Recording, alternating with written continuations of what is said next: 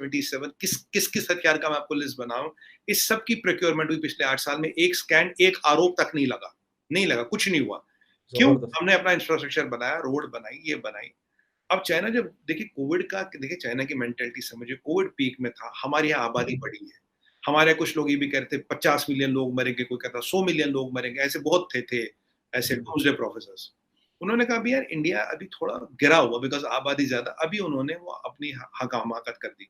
अब जो एलएसी है, एलएसी में फगर भाई एलएसी है तो बीच में ये बफर जोन है, इधर और इधर आर्मी यहाँ रहती है, यार इन्होंने क्या किया, अपने बफर जोन में आगे चल गए, हमारी तरफ नहीं आए ना, हमारे बफर जोन में, अपने बफर जोन में आ गए।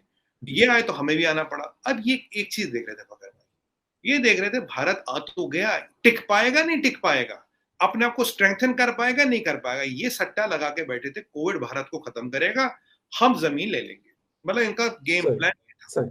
अब हम सामने खड़े हुए, फिर हमने अपनी जो हथियार है, असला है, बारूद है, सड़क है, ये बनाते गए। चाइनीज की कैलकुलेशन थी कोविड भारत पे हावी हो जाएगा, फिर हम भारत की गवर्नमेंट बोलेगी देखो जी हम पीछे जा रहे हैं, हम अपने फोर्सेस विड्रॉ करें, अब आप बात करो। पहले उन्होंने एक दो बार ऐसी कोशिश भी की थी, आप फोर्सेस विड्रॉ करो हम बात, हमने कोई विड्रॉ नहीं कर रहे, तुम 500 मीटर दूर हो सेंटर पॉइंट से, हम भी 500 मीटर दूर है सेंटर पॉइंट से, मेरे डिप्लॉयमेंट से हम कई बार बात कर चुके हैं। और यही नहीं, हमने अपना आर्मी और आर्सनल बढ़ाया, हमने अपनी इकोनॉमी संभाली, कोविड को मैनेज किया, इंडस्ट्रियल आउटपुट बढ़ाया, एक्सपोर्ट को बढ़ाया, ठीक है, हमारी आबादी पर 2.2% है, which is almost under control, right. इस सब को चीज को देखते हुए चाइना ने हमें 2 साल जांचा, परखा और खूब टटोला।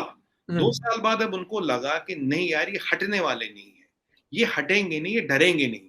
और आपको याद होगा कैलाश रेंज में तो हमने 24 घंटे में कैलाश रेंज डोमिनेट की थी हमारे माउंटेन कोर ने, और पूरा तभी पैगोंग से चाइना फटाफट हटा, उन्हें सरप्राइज भी दिया, ये बताया कि वल्नरेबिलिटी हमारे साइड नहीं है, तुम्हारे साइड भी है, अगर हमारी 5 है तुम्हारी 6 होंगी या 4 होंगी, ऐसा नहीं कि तुम 0 और हम 5 पे बैठे, ऐसा नहीं है।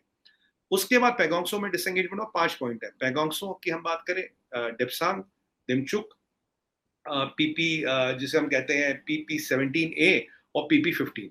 अब ये जो पैगोंगसो पहले हो चुका, फिर और दूसरा आता PP-17A जिसे हम कहते हैं गोगरा पोस्ट, वो लास्ट ईयर हो चुका, राइट। ये है हॉट स्प्रिंग्स जिसे हम मोटा मोटा जिसे PP-15 को कहते हैं हॉट स्प्रिंग्स, ये हो गया। अब 2 जगह प्रॉब्लम है, एक ऊपर डेप्सांग पे और नीचे दिमचुक पे, 5 में से 3 पॉइंट रिजॉल्व हो गए, 2 पे प्रॉब्लम अभी भी है। और अभी SCO समिट हो रहा है, आपको ये भी पता होगा फखर भाई, पीछे पोलिट ब्यूरो कांग्रेस की मीटिंग हुई, और जब वो एक सीक्रेट मीटिंग होती है 15 दिन की, और जब मीटिंग खत्म हुई तो वो जो है हमारे जी जिनपिंग और दूसरा उसका डिप्टी, वो सिर्फ इकोनॉमी की बात करें, चाहे हालत खस्ता हाल है, अमेरिका का आप कुछ कर नहीं पा रहे हो और आप भारत से भी पीछे जा रहे हो। पोलिट ब्यूरो की कांग्रेस की मीटिंग है 15-20 अक्टूबर को, जहां ये डिसाइड डिटरमाइन होगा जी को तीसरा टर्म मिलेगा या नहीं मिलेगा।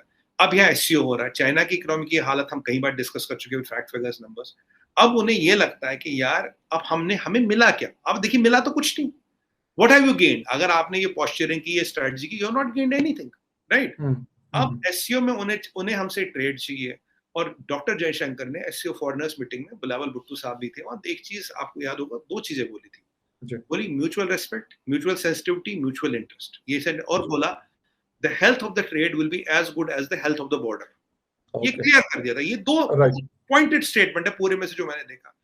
अब ये अब SCO में अब की बार पहली बार जी जिनपिंग बाहर जा रहे हैं, करेक्ट, 2 साल से गए नहीं, वो चाहेंगे मोदी जी से बायलैटरल हो या मोदी जी पुतिन और जी जिनपिंग का ट्राइलैटरल हो, ये भी कोशिश करेंगे, पर उसके लिए आपको यहां से जाना पड़ेगा, बिकॉज अगर आपने ये पोजीशन छोड़ी है फगर भाई, you can not practically sustain this position, आप 2 साल से कुछ नहीं बिगाड़ पाए, कुछ नहीं उखाड़ पाए, तो इसलिए आप इस पोजीशन से वापस जा रहे हो।